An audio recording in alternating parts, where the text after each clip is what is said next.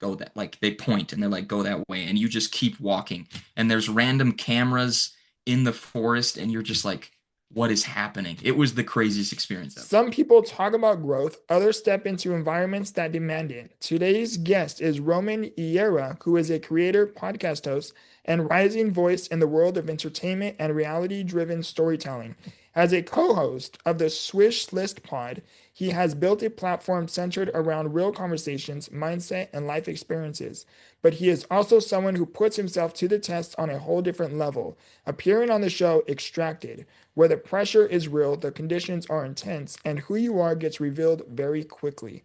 Welcome to Become the Victor, where we don't just talk about what someone went through, we talk about who they became because of it. Please welcome Rhoman Eyere. Thank you for having me. Glad to be here.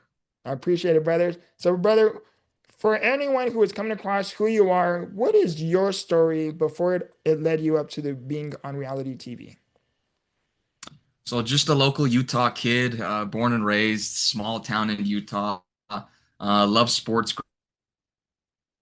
growing up. Younger child. I only have a younger sister. Tough little sibling. Oh, my connection is unstable. Did that come back? Am I good? Yeah, you're good. You're perfect. Good. Okay. Um, Sort of what my family's the tough love type of family. I had three older brothers, so it was tough love or nothing for me. Loved sports, loved basketball always growing up, so that's where I think I get a lot of my toughness from. And then yeah, we kind of stumbled up into this extracted thing, and it was a big opportunity for me to show that mental toughness, show that I can do hard things, and it ended up working out pretty well for us. Wow, dude, that's incredible. So there's like four of you guys, right? Yeah, so I have what do you mean four of us? Sorry, just to So because clarify. you said you have three older brothers, right? Yep, three older brothers and one younger sister. Yep. Okay. So there's a total of five of you. And I'm very, very curious, because to go on a show such as Extracted and to develop that, one, not just so much the thought of like, oh, that'd be cool to be on TV, but to kind of have that sense of resilience to do it, to have that kind of mindset. Before you pursued Extracted and reality TV, what was a moment in your life where, you said you kind of had like that tough love and everything. What was a moment in your life where you kind of feel like you got that sense of empowerment, or where does that resiliency come from? So there's a couple specific moments that I can point to. The earlier one was when I was in high school. My junior year, my family had decided that they were going to move away. And I was like, I'm not leaving my high school. Like, this is where I grew up. I plan on being here. So, through some hard times, some hard conversations, I was like, I'm not going anywhere. So, I moved in with my grandparents for a few months. And then I ended up moving with one of my best friends. And it was one of the most difficult things I've ever done. Moving away from family, like not having that set person, not having my mom, not having my entire family with me. It was a really difficult thing for me. And so, from that moment on, I knew challenges are going to come up. Family, like the biggest thing to me, and I'm just going to have to deal with them and keep moving on. And then I graduated from high school, and it was the same thing. I wanted to go play college basketball, and I took the risk and decided to move to Colorado, a state that I had never been to, in a new location with brand new people. I went by myself, and so at that point, I was like, I can really push myself to limits and come out of it with a positive attitude, come out of it with good things rather than thinking of the negative that could possibly happen. Just only good things have come from me pushing myself and wanting to do new things, try new things. So that's when those are a couple examples of big things, big changes in life that kind of forced me to realize that I can do these things. What was for someone else, in a similar circumstance, is what was how was that transition like to go from living with your parents to you wanting to stay in is it Utah, I'm assuming, Yeah. right? To stay in Utah and going from that transition from living with your family to now living with your grandparents. What was that what was that mental aspect like for you during that transition? A complete shift because you're so used to these constants in your life. Like I always had my mother there in order to ask her whatever I needed, or I always had my space, my room to go to, my people, and all of that like close knit family group was just kind of ripped from me. And I love my grandparents; they are some of the greatest people in the world. But there's no place like home, and Yeah. it became a second home to me. But that wasn't home. So I think learning that I can adapt quickly. Anybody can adapt quickly. You just have to be willing to accept change and be positive about it. Like it was really difficult to do, but it was a good experience. I got to see what it's like to live with different people that I wasn't accustomed to, as close as it can be to family, but a little bit of a disconnect because they're not my parents. They didn't try and overparent me. They didn't try and, control what I was doing in life. So that was kind of my realization where I can grow up, I can do things on my own, I can have guidance and I can have people watching over me. But as a 16-year-old, 17-year-old, I decided I can do this on my own. I can live my own life. And from there, it just rose. Yeah, dude, that's incredible. I'm very, very fascinated and curious about where does your sense of optimism come from? Because, going through that, obviously it was not so much just a transition, but I'm sure there was some maybe inner turmoil that kind of take place mentally, right? Navigating that process, you talk a lot about kind of having that optimism mindset. Where does that come from? Because some people who would be going through what it was you were going through could have had like a self-pity or kind of felt sorry for themselves and their circumstances. Like, where do you think your optimism comes from? I think mainly my mom. She's the person who raised me into the young man that I am today, and she's taught me that it's not hard to be kind. It's really not. Like it's almost more difficult to be a rude person, to be a negative person, and it's just what do you get out of it? That's what I've learned in life. I feel like I have had trials. Everybody has their struggles, but why play the victim to that? Why use that as your opportunity to have any negative impact on you? We can all triumph and use our struggles to increase our life, to improve what we know. There's negativity in positivity. So it's really just a choice. Why not choose to stay positive about any possible situation? And of course, we're all human. There's going to be negative points. Everybody has their highs and lows. But I truly think just everybody has their own struggles in life. Some are more than others, but comparison even is the thief of joy. I've gone through hard things. You've gone through hard things. Everybody has. And you can choose to be the victim of your own story, and I choose not to be, and that's through a positive light. Yeah, dude, that was like so greatly said. I always say where you look is what you see. So if you focus on the problems of your life, you're going to see more problems. If you focus on Exactly. the blessings and the goods of your life, you're going to see more blessings and goods. Um, I'm so fascinated with one. I think your mindset is pretty extraordinary, and then to see you on the show Extracted and kind of see everything going on behind the scenes and everything. Before we touch on Extracted, is you said you pursued college basketball, right? When you pursued college basketball, was it anything that did you hope to go pro? Yes, so that's this. This was probably my first big fail in life.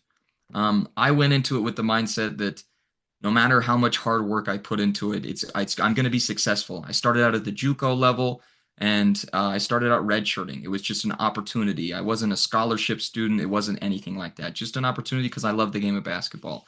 And when I got there, I realized how hard it was going to be. Everybody was trying to compete for the same goal, trying to make it to the next level, trying to be a professional basketball player, and it does take hard work. And you can't go away from that hard work. I think when I got there, I viewed it as okay, if I do one thing hard, then I can take a couple weeks off because I should be rewarded for that hard work. But especially in sports, that is not how it works. The greats realize that no matter how hard it gets, you just have to keep going. And I think that's one thing that I struggled with. As soon as I thought that I'd put in enough hard work, I started to relax. But that's not how it is. You have to continue to go. So I think this was, as I mentioned before, one of my first big fails in life was thinking that as soon as I got to doing hard work, it was going to get easier. But I had to realize that hard work it's never an easy thing. It's just a choice. It's always going to be difficult, and everybody's level of what that hard work is going to be is different. But for me, it was the greatest 2 years of my life. I realized that I wasn't as good at basketball as I thought I was, but I think I needed that in order to humble myself. And who knows? I still play basketball on the daily, and I'm very good at it. I would love to pursue something. We'll see where my ventures take me. But yeah, but one of the hardest things I've ever done, but it was so worth it. Yeah, that's awesome. I have to definitely highlight too is one, I wouldn't say it's your biggest failure. I would say, you are right where you need to be. And that's what I personally believe. So it's kind of like Dwayne Johnson's story. he wanted to go pro, right, in football.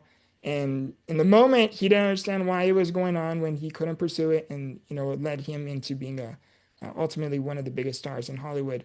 So I Hmm. wouldn't say it's a failure. So I genuinely do believe you're right where you need to be, and during that process, obviously it wasn't like what you expected, or it was a little bit different.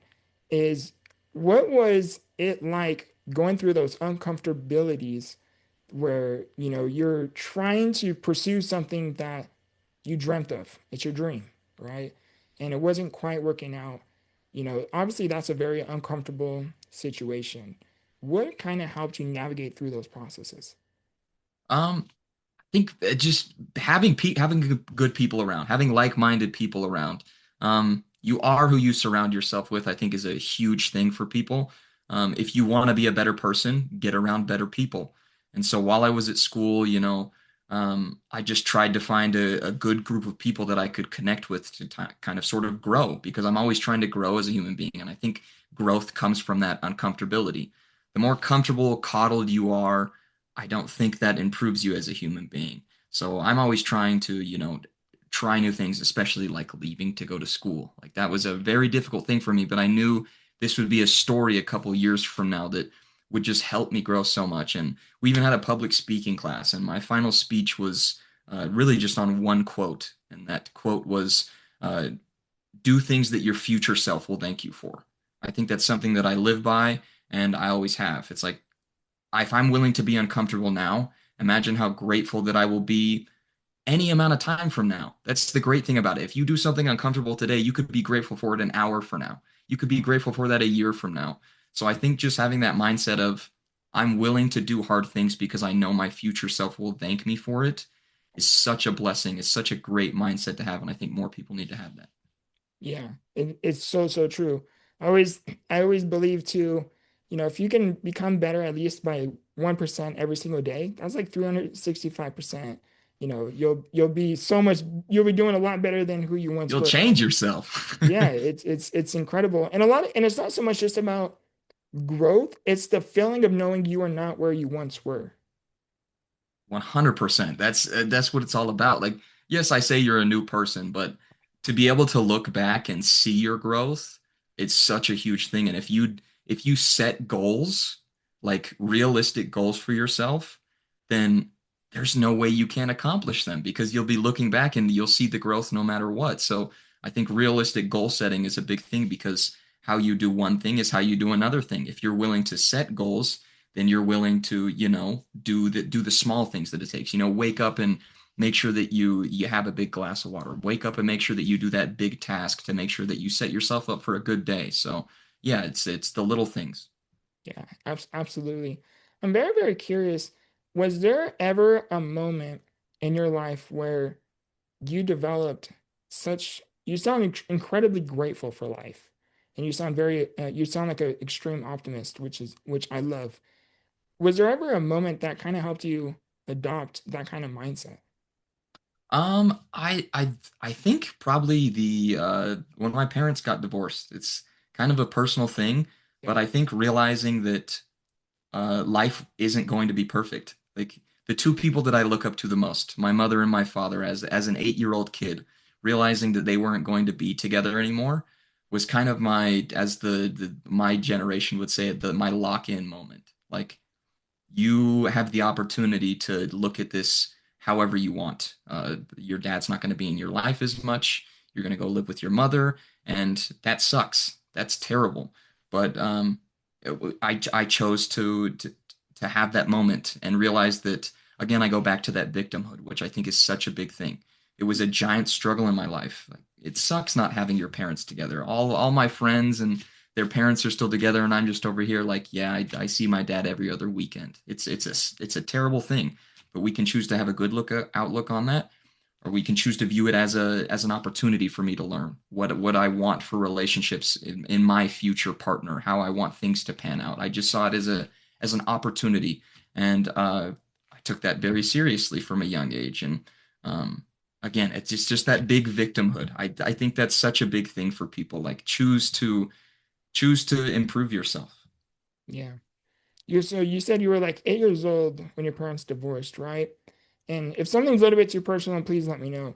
Yeah, But no, we're you good. said you were like 8 years old when your parents got divorced. I mean, you're obviously extremely young, right?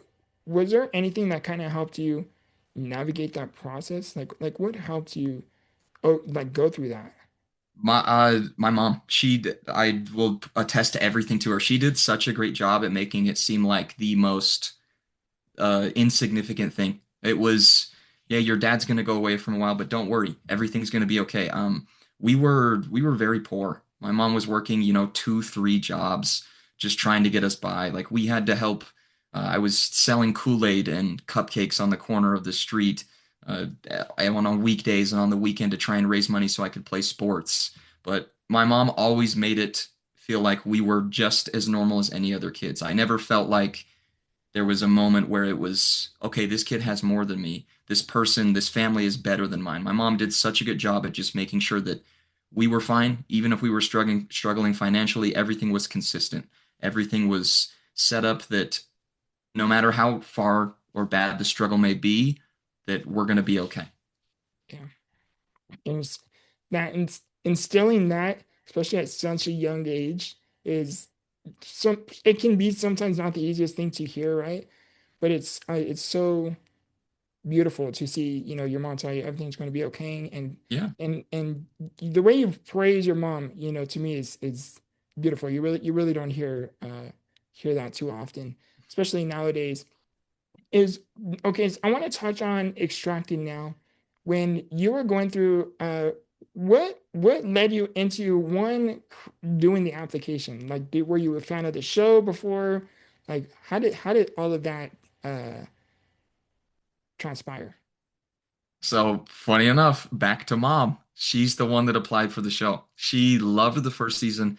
My mom loves survival TV shows, Survivor, Alone, Naked and Afraid. They loved these shows, my mom and my stepdad. I didn't even know what the show was. I had no clue about the show.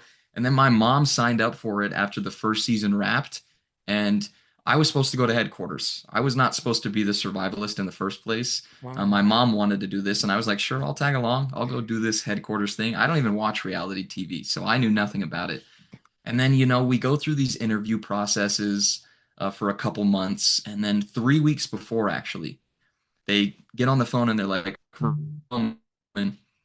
if something was to happen to your mother, would you be willing to go out into the wilderness? And I was like, if this is make or break us going on the show, sure, I'll go do it. But like this is my mom's thing. I would not want to take away from the opportunity that she has wanted. And Right. then about an hour later, they call again and they're like, hey, Roman, production is leaning towards you going out in the wild. And I was like, Oh, wow. well, shit, here we go. Like this is about to go down. And so from that point, it was just it became my mindset to prep.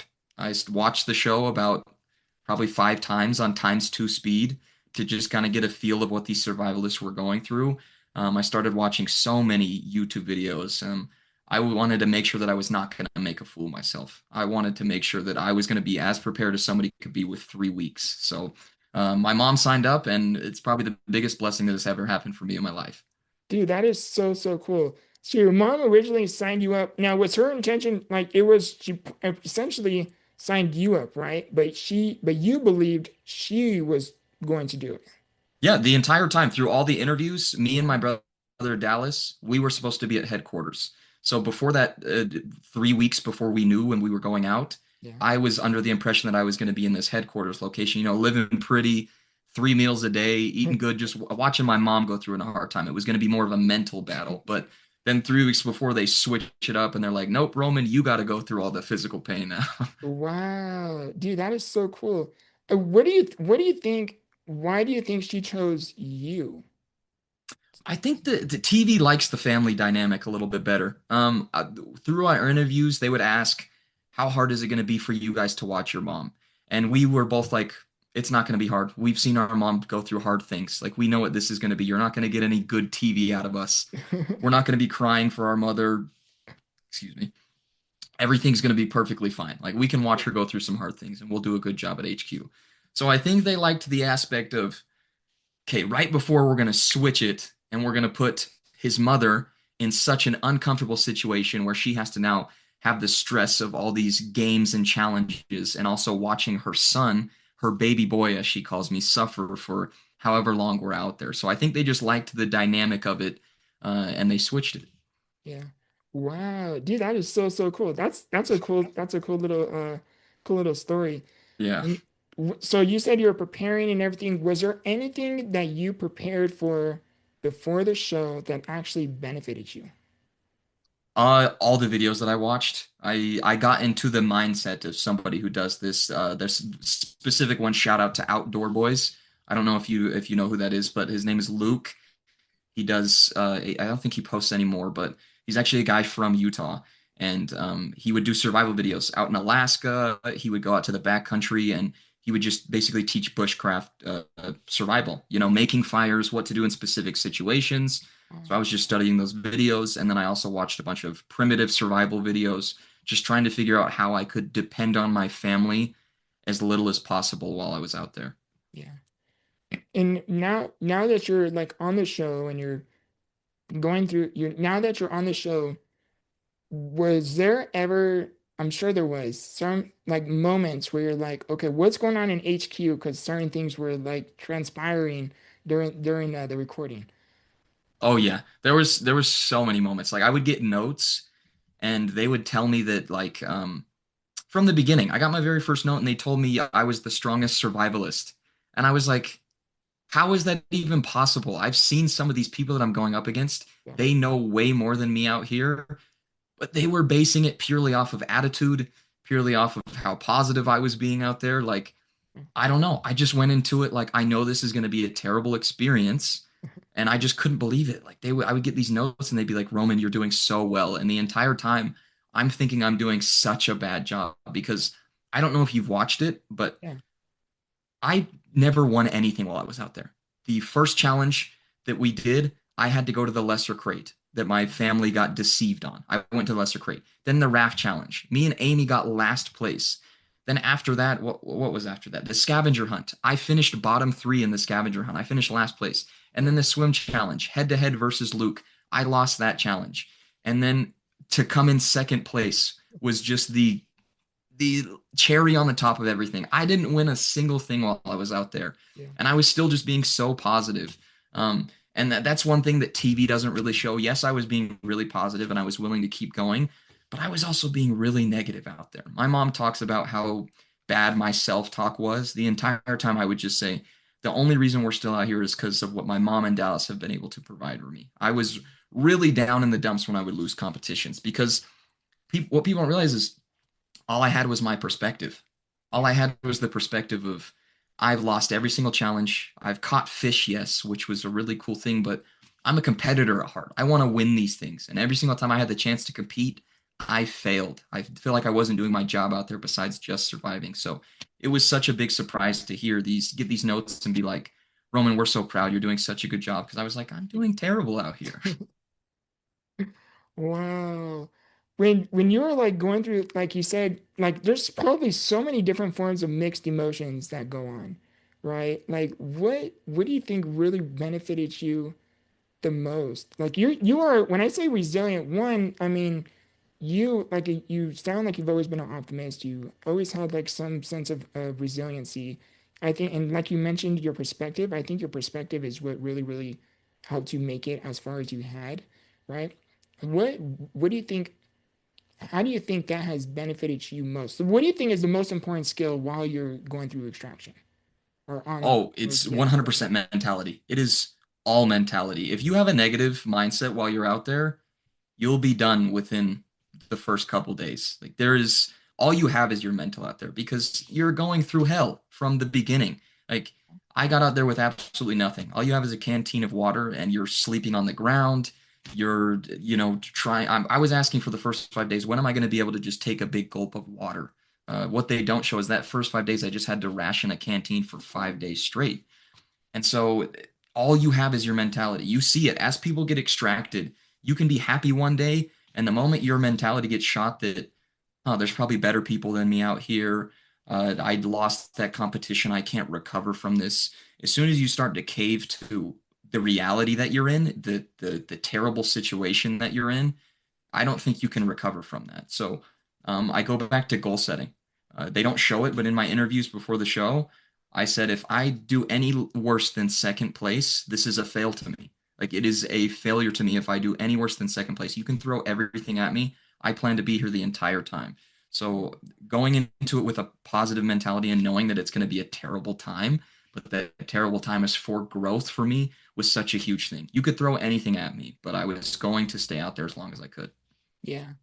Dude, I think like I am such a huge believer that literally your belief system will either create a ceiling or to help you create the breakthrough to your ceiling. Hmm.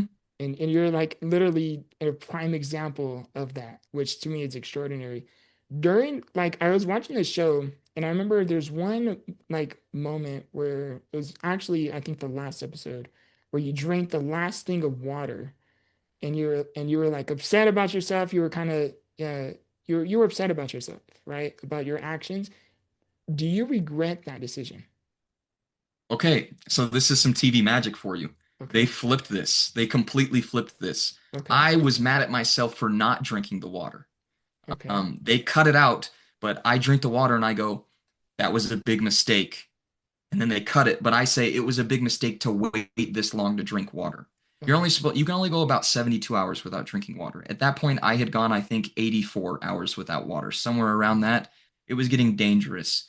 And so my self-talk at that point was, Roman, you're being dumb. You should have drank this water before. You're going to hurt yourself. I'm preparing for a final challenge out here. I was not preparing for a last man standing Yeah. because in the first season, it went down to a final challenge. So I It just needed was a energy dogfight. for yes, yes. So Yeah. I just needed to prep for whatever my final challenge was going to be out there. So I drink the water and I say, man, I really regret that. I should have drank that at about a day and a half of being out here because it was getting dangerously close to me being possibly medically pulled because your organs can fail if you go without water. So I Yeah. was like, that was some TV magic there. I was actually mad at myself of the mistake for not drinking the water earlier. By the way, best sip of water I've ever had.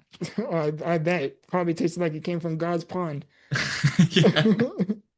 Wow. That's pretty cool that you were able to share that.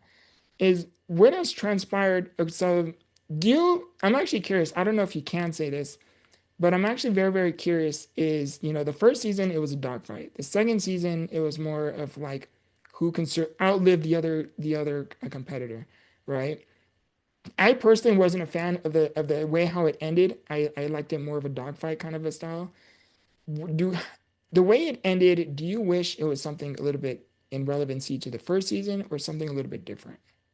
Yeah, it's what I had been planning for. So I drink that emergency water and I talk about how, oh, that was such a big mistake to wait this long. And this is day 24. Day 25 is the final day. There's a reason it's the final day because that morning they come over the speakers and they say, Survivalist, there will not be any more supplies. There will not be any more resources going out to you. And this is when my mindset kind of shifted. I was like, okay, I'm not getting a fair shot at this. Like, I don't get a chance to win. I had gotten notes and I had been notified of what RJ had compared to me. He had 4 emergency packs of water. He had 2 canteens. He had a bow drill. He also had a match that I had. Also had the can of peaches. He has a baby knife like I have. And he has a few more items that I can't even remember, but he has way more than me. And so I'm like, okay, I'm waiting for them to say, this is your next challenge. This is your next opportunity to even the playing field.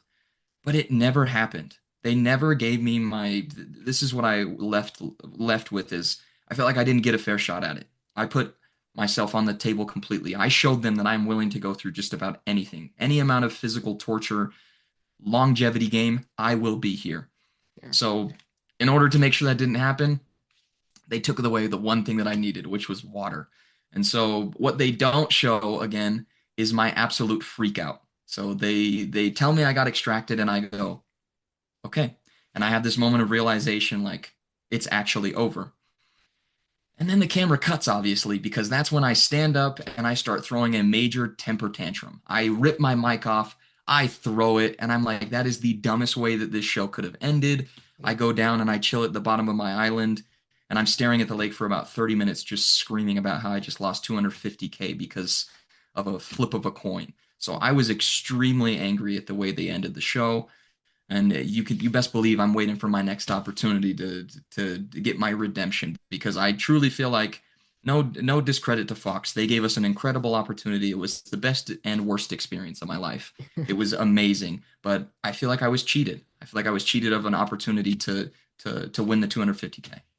Yeah. And I'm a fan of Extracted. I think it's I like it because when I watch, I like to focus on the mental aspect, the mental pressure and see everyone's different emotions that transpire throughout everything. And when I was comparing it, I was like, am I wrong? I was like, the first season I could have sworn it was a dogfight. Second season, it was more of like who can outlive the other person. And then I double checked and I remembered it accurately. And but that's interesting, or not It's interesting. almost like it would have been better if they had Yeah, if the seasons had switched because in the first season Jake was really strong. He was strong throughout the entire competition. yeah, And then they left it up to chance. They got a final competition where it was like your family aspect. Like that's how they showed that it wasn't just about the survivalist. And then this season, it was okay, Roman's probably going to win any sort of competition that he has now that it's we're down to whatever final three it may be. Like Roman's probably going to try and win whatever it is. And they were like, but wait, here's the twist. That's why I like the show too, because you sort of get that that twist at the end. The person who was supposed to win the first season didn't end up winning, and Haley takes the win because she shows that bond with her HQ team. And yeah, then I felt like I had the great bond with my mom. I had the great bond with Dallas, and we had that family aspect tied up. But then they switched it, so it's like I feel like endings of the seasons would have been better if they had been switched. But that's the reality TV game, honestly. yeah. If there was any alternative way that it could have ended, what do you think would have been a better way? Final challenge. I think any sort of challenge would have been, or uh, best case scenario from my perspective is Yeah, you give me and RJ the same amount of resources on the island. You give us both resources. You tell us we're not getting anything else, and you see who is willing to go further. If they would have given me a canteen of water and you give us, we're on an island. You give us both a ferro rod, you give us one canteen of water, and you say, okay, whoever wants it more is going to win $250,000. And we just go at it for the next couple weeks. It would have been such great TV if they had just given me an opportunity to go up against RJ, just giving me the chance to compete against him. But I told my family in those final days when I knew that he had more than me, I was like, if we can't win this thing, you got to end my suffering. I'm not going to suffer for TV for no reason. I'm not going to possibly have, organ failure to try and win 250 just because RJ could have gone weeks. I yeah, talked to him right after the show. He said I had planned about a month plan to beat you. And wow. I had nothing at that point. I could have boiled my the can of peaches. I ate them all and I could have filled it up with water, but who knows how long that can would have lasted. I only had one match, so better ending to me. Give me and RJ the same amount of supplies and see who goes longer. Yeah. And I thought about something maybe like, I mean, I know the water's freezing though, and you guys can get hypothermia. So I don't even know if that would have been a better They ending. didn't show a challenge where we both had to swim on the island on I think day 23. We both had to swim to go and get something. So water was cold, but we could have had a water challenge. I was like, drop like maybe the money in the middle of your guys' islands, and then you guys, whoever swims to it first, can get it. I was like, that would have been kind of cool. That would have been intense. That would have been great. Yeah, I was like, I think that would have been cool because you guys are like on two different islands. You know what I mean? Just dropping it, whatever it's in the middle, whoever gets it first. I was like, I think that would have been kind of cool. But your guys' health already isn't doing the greatest because of what's going on. So I was like, maybe it's best it didn't happen. Yeah, RJ was balling on his island. He was doing great. Like you see he started like make traps and stuff and um he didn't even have to swim to his island. So he was doing great. Like his family set him up beautifully and my family did a great job. They got me technically the best island. Yeah, So my family did a great job too. It's just the resources thing and that's kind of an unpredictable thing. So I think that would have been cool or something relating to yours like on both of our islands, if you search your island enough, you'll find the 250K crate, something like that. So you still have to be willing to, search around to try and find things. So I think something like that, any sort of challenge, I think would have been great, or make it fair if you're going to do an outlast each other. yeah, absolutely. No, I totally agree. I was like, when I seen the ending, I was like, really? And then, but I mean, it is what it is, you know. What I'm curious is, and I don't know if you're comfortable sharing this, but during the show, like when your brother wrote you that letter, you were like, man, it can't, it meant a lot, especially coming from him, you know. Do you think because of you being on this show, or because of everything that transpired, you know, being on this show, do you think yours and your brother's relationship kind of got better or healthier? 100%. He had to watch me go through so much. You don't come out of that without being changed. Yeah, So I think from my side of it, I've always respected my brother. I know he's a hardworking person. He's a successful person. He's a hardhead, but it's for good reason. He yeah, has goals and he meets those goals. But I think for me, he just saw me as the lucky younger sibling who always got everything because I was the younger brother. We all wanted to go play college sports, but I had the opportunity to do that. So I think there was a little bit of resentment. I don't know exactly how Dallas feels about that, but just being the younger brother, I always got more than what he got. There was always that mentality. So I think as we got older, he just always viewed me as this little baby brother. But then he has to watch me go through this incredible struggle where you can't put into words how much a human being has to go through. Like this is primitive survival. Everything is stripped from you as a human being. And he just gets to see the type of person that I am genuinely for 25 days straight. He is locked in on what I am doing. And I think that changes you as a person. So the moment we came out, Dallas was ready to give me my flowers because he'll say it too. He doesn't think that he could probably go through what I went through out there. It was a very difficult thing. And so he started to appreciate it that much more. And then we get to sort of the word that I use is trauma bond. This was such a hard experience for all three of us that, we have our group chat where we talk about specific things. And I had so many questions about what happened at headquarters that I didn't know about. And so, you have to build some sort of relationship somehow. And I think this has just brought us closer because we have to talk about this. yeah, And we realize that we really think things through in similar ways. And we really appreciate each other a lot more. And we would do these weekly watch parties every Monday for the episodes. And it was just a chance to bring family together. All my friends were there, all his friends were there. So it was just a really big coming together party. yeah. And I also want to touch on too, although you didn't win the first place, you won the 250,000, right? What I can say is I think you gained something far much more because you actually have a healthy relationship with your brother.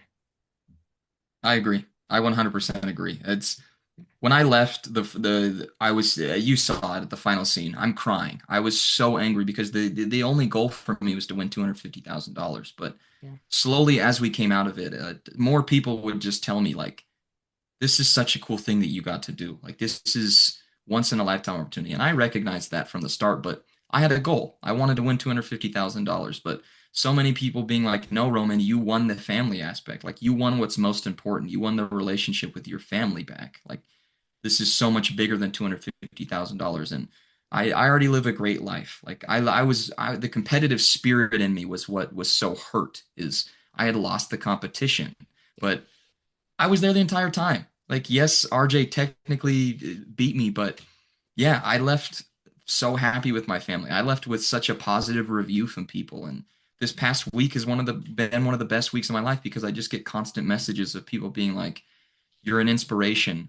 We were so touched by how positive you were out there. Looking forward to see what you do next. Like I have built something bigger than what I ever thought it could be just from sitting on my ass in the wilderness for 25 days. yeah. Wow, that's incredible.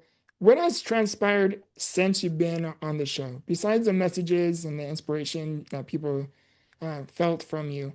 Was there anything else that kind of transpired since you've been on the show, like maybe other opportunities or? Nothing yet. A few companies have reached out. I'm working on getting management to hopefully get that going because I think there is a big opportunity here. Yeah, Fishing companies, anything like that. Like I was catching fish out there. I was doing some pretty cool stuff. So I'm open to all avenues, all opportunities. Hopefully more shows soon. They say once your name is kind of in this business, You basically have your resume. Somebody can go watch season 2 of Extracted and see what my family is all about, see what we do. So I've gotten lots of comments of people telling me Survivor. We've gotten Amazing Race, Big Brother, Traders, The Challenge, all these kind of shows that have to do with the, like the physical, but also relationship aspect. People say I would be good at it. And like I said, I don't know reality TV, so the applications are going in, of course, because I got to get my win. I got to Yeah. get my win, but we'll see what the future holds. Yeah. Well, you're definitely winning, brother. I definitely have to mention that. And we're getting towards the end of this episode here. Is what is something you hope like really transpires, maybe just within this year because you've been on the show? I hope to get another opportunity to inspire people. I mean, it's been so cool to get so many comments, so many messages of people just who have been moved by what I did out there. Like I think it's absolutely incredible that people are so inspired by it. Like specific message that I can think of is somebody being like, I didn't want to get up this morning, but then I thought about what you went through and it made me get out of bed.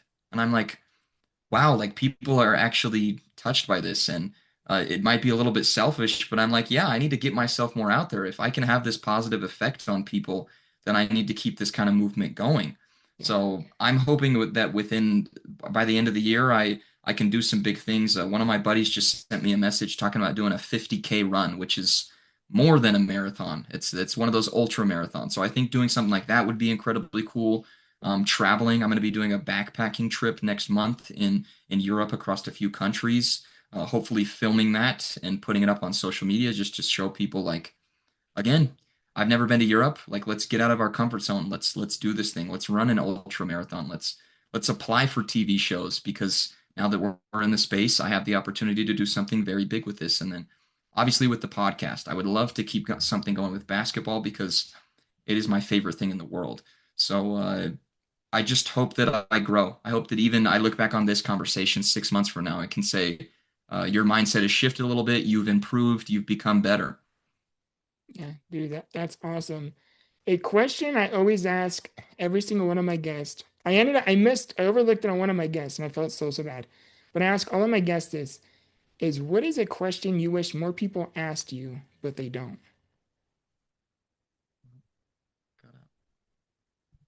I think I lost you. What'd you say? It cut out right when Yeah. you No, asked. no, you're good. A question I always ask all of my guests is what is a question you wish more people asked you, but they don't? Um, how are you feeling? I think how are you doing is such a general question that you can just reply with good. But if people really thought about the question, how are you feeling? And we got genuine responses for everybody, it would be more realistic because how are you doing is such a, oh, I'm good. But that's not really a feeling. Everybody's going through feelings at certain points. And even me, the positive person, I go through so many negative times. There's more negative than there is positive, and that's something that I have struggled with this show sometimes is now I have to be that positive guy all the time. And that's just not true. Everybody goes through waves of emotions, and I'm allowed to be a negative person at some points. Yeah. Um, and I think the question, how are you feeling, really can demonstrate to people that we go through emotions. No matter how positive a person I can be through a difficult struggle, there's negativity, there's anger, there's sadness, there's confusion, there's all these different emotions that we can be feeling at any point, and I don't think any of them are wrong at any specific time. So I think a big question for people that I would like to hear people ask more is how are you feeling? Like what's going on in your life right now? Really tell me about it. If you truly care about people, that's what we would want to know. Yeah. No, that's greatly said. I'm noticing a lot of the guys I interview, they often have something similar to say, and it's always that, like, how you doing? How you It's the feeling? feelings. It's the feelings, Yeah. and it's so true, or how many times someone then like actually checks up on you, things like that. I'm really seeing I'm noticing that is something I also want to ask is, did you ever have a mentor that you look up to? Uh, always mom. I'll say it. I'll say it once. I said it again. It's always going to be mom. She's the one who raised me into the human being I am today. The reason I have my positivity, the reason I'm able to do anything. And then a couple of my other ones. My dad, he's still a positive light. He's still in my life, and he's always been that kind of that my sports dad. He's been the guy that I can look to talk about sports and just always positive things from my father. And he always checks in. He's a great person. So he's played his role. And then my mom's husband Jerry. He's my stepdad. He stepped in at a very bad time in our lives. We weren't doing well. Didn't know the direction that we were going to be headed in, and he took on 5 children that were not his. And I am ever grateful for all he has done for me. He's never tried to overstep his role, but he's always somebody that I can come to and ask questions to. And he's even the reason I have the job that I have right now is because of him. So, huge role model of how to be a successful human being and how to put in the work for family is definitely through my stepfather. And then the person that I do the podcast with, my oldest brother Moses, great example of just a good human being. He's got a great wife. He's got 2 kids. His kids are incredible. He's just a great father. And it's so cool to watch him turn into this incredible dad, this great human being. I couldn't ask for a better older brother, a better example. He just got a financial degree. He's trying to build our business through Swishlist. He's given me so much opportunity through basketball and just life on having a better outlook on bad situations because his childhood is a whole nother thing that he's gone through so many difficult trials and he's chose to view it as experience rather than negativity. So those are a few of my main role models in my life. That's incredible, dude. That's phenomenal. And I'm really, really looking forward to seeing what else you can come up with and seeing you grow on social media, see you grow your podcast, and just see what other opportunities you make come into fruition, you know? Me too, man. Me too. This is some of my favorite stuff to do. It's just so motivating to, have like-minded people who, I know your series is about becoming the victor of your own story, and I think that's such a huge thing because I'll go back to it with the victimhood. It's very easy to view your struggles, and you choose what to do with those struggles. Do you want those to be something that propels you into a better life, or is that something that you're going to use to, coddle yourself? So become the victor of your own story because whether you like it or not, at some point you are going to have to choose. Do you want to grow up? Do you want to be a better person, or do you want to just stay consistent? So I love that message. I appreciate it, brother. That really, really does mean a lot to me, man. It all transpired me writing a book and then ended up starting a podcast with the same message. So it really, really does mean a lot, especially coming from you too. I know we have a similar mentality of resiliency in the way we look at life. Everything is a matter of perspective. And so I'm really, really genuinely honored to have you on the show and for you to, as a response to my message was actually really, really cool. Hey, I'm no celebrity, man. I'm just a regular guy. So people got to realize I may have been on a show, but no, I'm no bigger than anybody else. Yeah, as soon as I win one of these shows, you never know. I might never talk to anybody again. But yeah, no, that's not going to happen to me. Yeah. I'm always grounded. I'm big on community. I'm big on family. I'm big on whatever it is that motivates people. So stuff like this is just great to me. Yeah, that's awesome. I really, really appreciate you, brother. Now, are you ready for the rapid fire questions? Let's do it. I'm here for it. Okay. Some of them are not so rapid fire, but they're entertaining. Okay. Unextracted, what is something you thought would matter out there that ended up meaning absolutely nothing? Oh, that's a good one. I like that response. That's a great question. That means you got me. Yeah. Um, I'm gonna say shelter. I think as soon as you build up whatever shelter it was going to be, then that's just kind of your home. It's kind of like when you're raised in a home, you don't view it as like a bad home or a good home. It's just your home. So to me, my shelter was no better than anybody else's or no worse than anybody else's, but it was my home. So uh, I think I went into it thinking that I was going to have to build this incredibly good shelter, but I just built something basic and it worked out. Yeah. Unextracted, what hit you first, the physical challenge or the mental pressure? Oh, the mental pressure, 100%. I got out there and they actually captured it. They dropped me off the boat and I had to start walking to my location. And I turn and I'm like, I don't have a guide. Like nobody's gonna help me. And I was like, Wow. Wow. okay, this is going to be the hardest thing that I've ever done. And I was like, here we go. So yeah, definitely the mental battle of like, what am I getting into hit me before any physical pain came. That is so cool. So they literally drop you off with no sense of direction. You just do whatever it is. Oh yeah, they drop you off and they don't even talk to you. Somebody's just like, go that, like they point and they're like, go that way, and you just keep walking. And there's random cameras in the forest, and you're just like, what is happening? It was the craziest experience ever. That is so, so cool. Dude, this is like so cool to be talking about behind the scenes. What part of you left extracted stronger? Oh, my mental. 100%. I mean, going through something like that, you don't leave it without thinking like you can conquer the world now. Like as soon as I left, I was like, okay, I'm gonna get on such a good schedule. I'm gonna make sure that I'm doing these things because your mind just operates in such a different way. I think we depend on it's kind of like a subject change a little bit, but like we depend on these screens too much and everybody's so involved with, the phones, the politics, all these kind of stuff that I think we get away from just being a person, living life. And I got to really experience that for almost a month straight. And I say it was the best, worst experience of my life. It was the worst because of the physical pain, but it was the best because I got this mental clarity that I've never had before. Yeah. Was there a moment on Extracted where you almost broke and what kept you going? Mm. First, the fifth day.